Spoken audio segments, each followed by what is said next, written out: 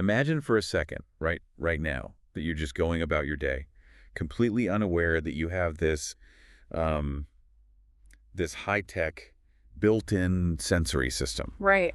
And it's either entirely turned off or it's so severely muffled that you don't even know it exists. Which is a wild thought. Yeah. You just assume the physical world you interact with is the whole picture. Yeah. But what if you have a literal sixth sense? Like a perception system designed to pick up on a completely different spectrum of reality. And you're just, blindly stumbling through life without it. Exactly. Yeah. So welcome to this deep dive into today's source material. We are getting into the writings of Xu Feng today, which it presents a really unique synthesis of philosophy. It really does. It pulls from teachings of Jesus and Buddha and references specific chapters from the Chanyun corpus. So you'll see titles like The Greatest Creator and Unconventional Thinking. And it's a super profound premise to start with, I think, because what we're looking at here isn't just, abstract spiritual poetry. Right, it's very structured. Exactly. The text presents a very mechanical framework for how human beings perceive reality. And perhaps more importantly, it argues there is a very specific, incredibly common emotion that's actively shutting down this hidden sense for, well, most of us on a daily basis. So our mission today is to basically map out this framework. We're going to investigate how overcoming one specific psychological hurdle, which is jealousy, by the way, is proposed as the ultimate key to elevating your spiritual perception. Yeah, and we won't just stay in the theory. Now, we're actually going to break down the literal step-by-step path outlined in the text for navigating life's toughest interpersonal obstacles. So to really grasp the mechanics of this, I want to invite you, the listener, to rethink the biological systems you use to navigate the world. Okay, lay it on us. Well, we don't need to rehash the basic 5 physical senses, right?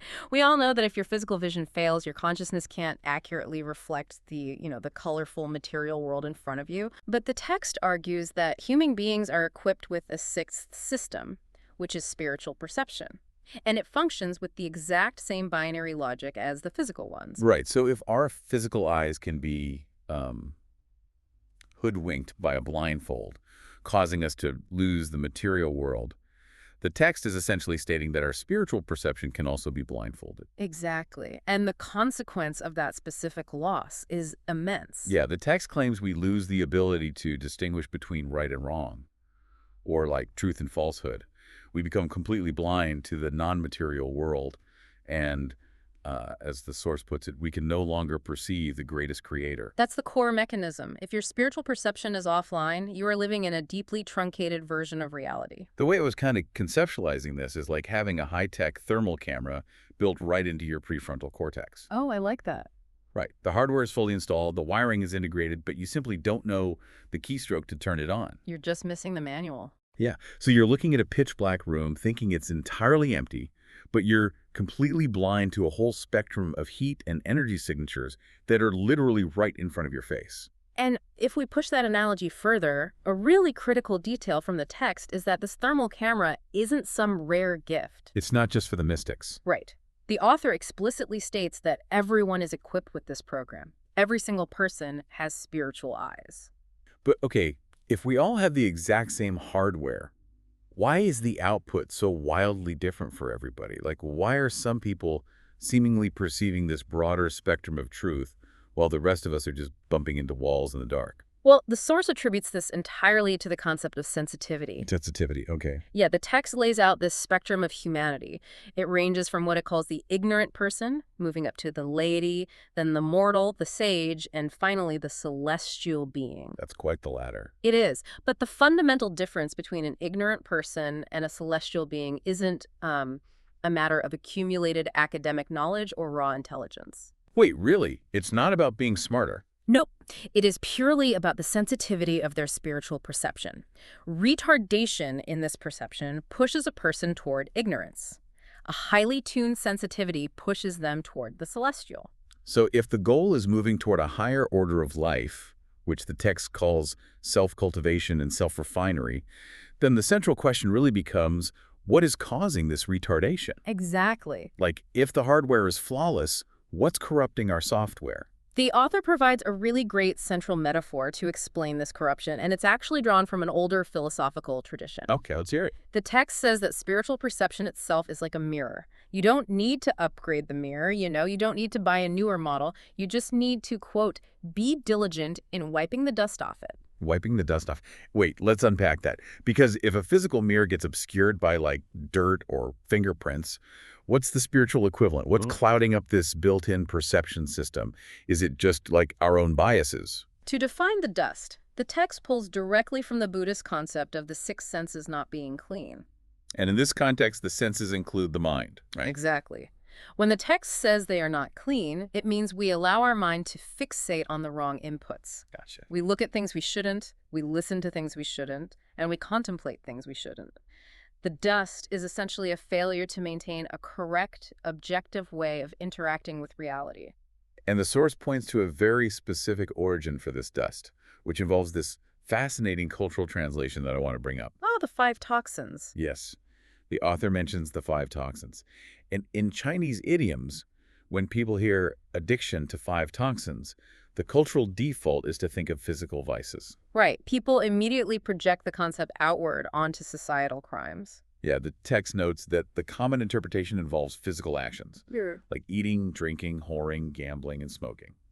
Or sometimes cheating, swindling, and theft. Because society naturally categorizes those visible destructive actions as the ultimate toxins. Right, but the author completely flips that on its head. He redefines them, or really he returns them to their psychological roots. The actual 5 toxins aren't the actions you take. They're internal states of being. The source lists the true 5 toxins as greed, anger, infatuation, slander, and suspicion. These psychological states are the literal dust. That just feels like a brutal standard to hold someone to. It's very strict. Because the text is essentially arguing that harboring an internal feeling of, like, suspicion or infatuation is the real poison, whereas actual physical theft is just a downstream symptom. Why are these internal states considered so much worse? Because the internal states dictate the condition of the mirror. I Think about it. You can refrain from stealing out of fear of going to prison. But if your mind is consumed by greed and anger, your spiritual perception is still entirely blocked. You're still blind to the truth, even if you're obeying the law. Precisely. You must wipe away those psychological states frequently to keep the perception clean. Okay, so we have greed, anger, infatuation, slander, and suspicion. But the author of our source material doesn't stop at those 5. No, he adds a 6th. And this edition is really the core focus of our deep dive today. The author positions this new edition as the ultimate blinder. The 6th toxin is jealousy. But why elevate jealousy above all the others? Like, why is this specific emotion the ultimate spiritual blinder? Well, if we look at the text's precise definition, it's very specific. It defines jealousy as an inexplicable, indignant resentment and a feeling of taboo arising from within as a result of one's failure to obtain what others possess. Notice the phrasing there, though.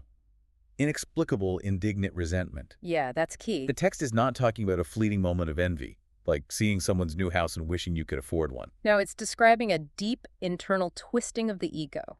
The text argues that jealousy fundamentally causes the distortion and abnormality of the soul. So it doesn't just make you unhappy, it neurologically twists your reality. Exactly. If we look at the mechanics of cognitive dissonance, jealousy forces the brain to reject facts in order to protect the ego. Wow. According to the text, jealousy creates trouble out of absolutely nothing. It disturbs harmony, creates contradictions, and can even escalate to creating wars. It sows discord? Yeah. And incredibly, the text says it injures life for no reason at all. Yeah. That escalation is just wild to me. It's a huge leap. Yeah. Yeah, it goes from a private, internal feeling of resentment to something that ruins a person's temper, makes them ferocious, and drives them to do entirely insensible things. The author is essentially saying that jealousy is the thickest, darkest layer of mud you could possibly smear across that spiritual mirror. And that is how it hoodwinks the spiritual eyes. Jealousy distorts the real nature of matter. If your spiritual perception is meant to see truth, jealousy acts as this aggressive distortion filter. Right. You stop seeing the objective reality of a situation and you only see the threat that your resentment paints for you. It leads people completely astray. To prove exactly how blinding this distortion filter can be, the author actually provides a real-world example within the text itself. And he uses himself as the case study. He does. Now, it's worth noting here, and we want to be very clear about this, our job today isn't to validate or debunk these massive historical claims he makes. We are strictly neutral here. Yes, absolutely. What we are really interested in is how he uses these claims as a deliberate psychological stress test for the reader. The text functions as its own internal laboratory. The author, Xu Feng, writes that he has become the target of immense anger, hostility, and slander. And then he lists the reasons why, right? Yeah, he says it's because he publicly claims to be the person with the highest wisdom, the greatest man in history, the messenger of the greatest creator, and the incarnation of Jesus Christ and Buddha.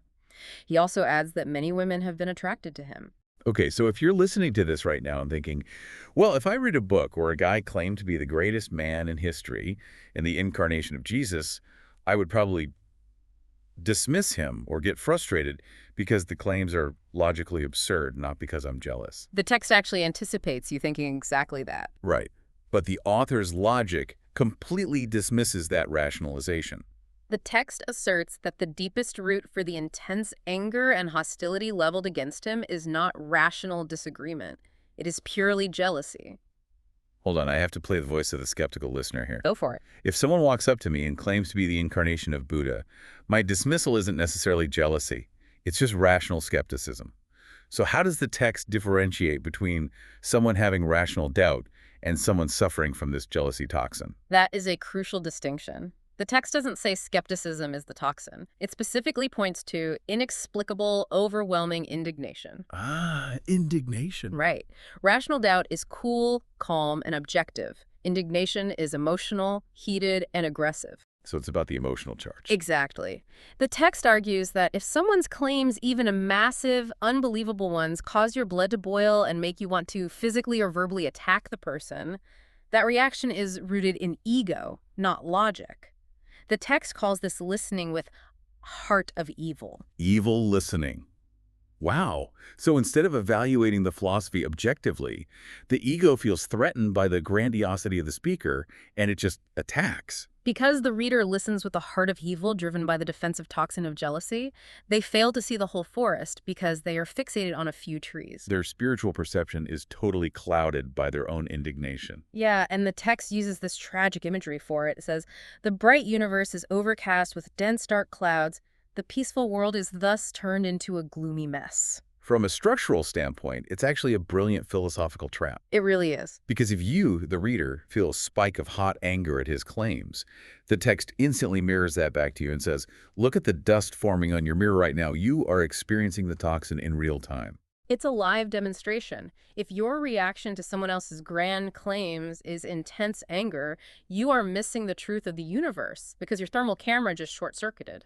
But the text doesn't just point out the trap, right? It provides a framework for the escape. Yes, it offers a literal blueprint for self-refinery to train yourself out of this reactive, blinded state. Okay, so if the text successfully traps the reader in their own jealousy, how does it actually offer a practical way out? Because just telling someone don't be jealous is pretty useless. Super useless. How do we actually elevate our spiritual perception when the ego is screaming at us? The source outlines a highly specific path for navigating these obstacles, and it centers around the building of what the author calls life genuine. Let's define that term before we go further. What exactly is life genuine within the context of this philosophy? In the context of Xu Feng's writings, life genuine represents a spiritual community or a new era of life that he is attempting to construct. It's both a conceptual framework and a literal path of cultivation for his followers. But the crucial part is how he says he is building it. Right. He presents life genuine as the ultimate psychological obstacle course. He explicitly states in the text, "I have created a lot of steep mountains and tortuous rivers." He is deliberately engineering friction. That reminds me so much of a video game loop. Like, you can't level up your character unless you beat the boss. That's a perfect analogy. The author is playing the role of the game designer, deliberately placing bosses right in your path to force you to learn the mechanics. Exactly. And in this video game analogy, the boss isn't the author making grand claims. The boss is your own ego reacting to him. Wow. Okay, so let's break down the steps the text outlines for this cultivation path.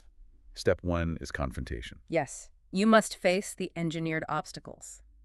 These steep mountains and tortuous rivers represent the interpersonal conflicts, the grandiose claims that challenge your ego, and the situations that trigger your indignation. They are the dust. They are the dust. You cannot avoid them. They are put there by design to force your internal toxins to the surface. Then we have step 2, which is the crossing. Because you can't just stand at the edge of the river feeling the indignation and complain that the river shouldn't be there. Right. The crossing is the active psychological effort to dismantle your ego's defense mechanism. You must actively choose to swim across the tortuous rivers. So this is the real-time act of wiping the mirror. Precisely. Instead of letting jealousy turn your internal world into a gloomy mess, you have to do the grueling work of processing that hot emotion. Recognizing that your anger says more about your ego than it does about the obstacle. Exactly, and letting go of the resentment. Which brings us to step 3, the reward. The text says that if you successfully process that emotion and scale these mountains, you will see beautiful flowers in front of you and enjoy the picturesque scenery beyond. The picturesque scenery is reality without the distortion filter. You have successfully opened your spiritual eyes and restored your spiritual perception. You can finally see the world objectively, without the mud of jealousy clouding your judgment. But what happens if you fail? Yeah, what if the indignation is just too strong and you refuse to cross? The alternative laid out in the text is pretty stark. It warns that if you cannot scale these mountains of jealousy, you are doomed to stay exactly where you are. You cannot move forward in your spiritual cultivation. The text uses the term transmigration here, referring to an endless loop. You will be trapped in transmigration, constantly returning to face the exact same types of obstacles, the same interpersonal conflicts, and the same indignations. Because you haven't learned the fundamental lesson of how to wipe the dust away. You're stuck on the exact same level of the video game forever. You just keep fighting the same low-level enemies, completely blind to the fact that an entire universe exists beyond that level. If we synthesize the ultimate message here, it's one of profound personal agency. Yeah, I'd agree with that. You cannot control the steep mountains that appear in your life. You cannot control the grandiose claims other people make or, the success they achieve that you haven't. But you have absolute, total control over the mirror of your own spiritual perception. You can choose to be diligent in wiping the dust of jealousy off so you can clearly see how to navigate the path ahead. Don't let jealousy hoodwink the spiritual eyes. That is the direct, unvarnished plea from the text.